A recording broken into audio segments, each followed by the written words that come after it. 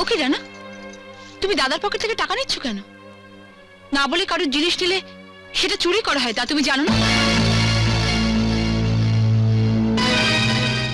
এসব তুমি কি বলছো বৌদি? তুমি এবারে নিয়ম কানুন জানো না তাই কথা বলছো। এ বাড়িতে দাদাদের কাছে কিছু চাইলে দাদারা বকবে। যখন যেটা প্রয়োজন সেটা না চেয়ে নিয়ে নিতে পারে দাদারা। সত্যিই আমি এ বাড়ির অনেক নিয়মই জানি না, কারণ আমি এ বাড়িতে নতুন এসেছি।